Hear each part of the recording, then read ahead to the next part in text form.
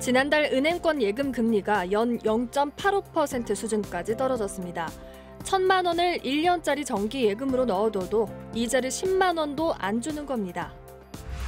그런데 예금 금리는 이렇게 낮아도 아직 연 2, 3%대 이자를 주는 적금 상품은 아직 남아있는데요. 당연히 적금이 더 유리할 것 같지만 예금과 적금의 이자 계산 방식이 다른 만큼 실제 받는 금액을 잘 따져보고 가입해야 합니다. 예금은 일정 금액을 한꺼번에 맡기고 만기 때 원금과 이자를 찾는 방식이고요. 적금은 매달 일정 금액을 납부해서 차곡차곡 돈을 모으려는 목적으로 가입하는 금융상품입니다. 예금과 적금은 납입 방식의 차이가 있는 만큼 같은 금리라도 이자 액수가 다른데요. 정기 예금은 원금을 한 번에 계좌에 넣는 방식이기 때문에 이자가 한 번에 원금에 적용이 돼서 만기 때 원금을 포함한 이자를 같이 지급을 하잖아요.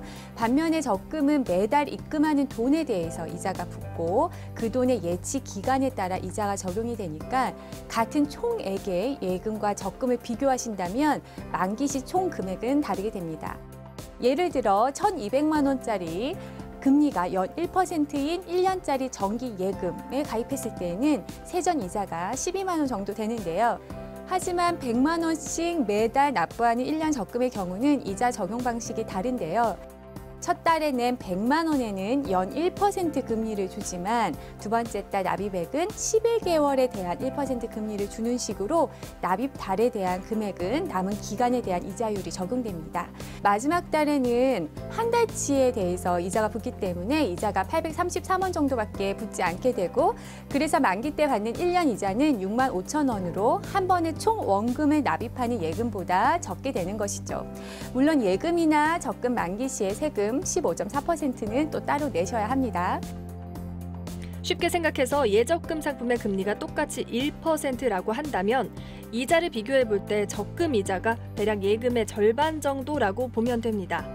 더 정확한 이자가 알고 싶다면 주요 포털 사이트에서 이자 계산기를 검색한 다음 이자 계산기 화면에서 예치 금액과 기간, 연 이자율 등을 차례로 입력하면 실제로 받는 이자를 알아볼 수 있습니다.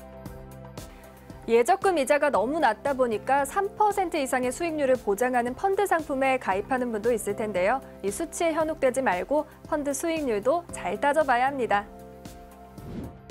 이해를 돕기 위해서 선취 수수료에 대해서만 먼저 설명을 드리면 여러분들께서 1,000만 원을 펀드에 넣었다고 가정을 하고 1%의 선취 수수료가 있다고 가정해 보겠습니다.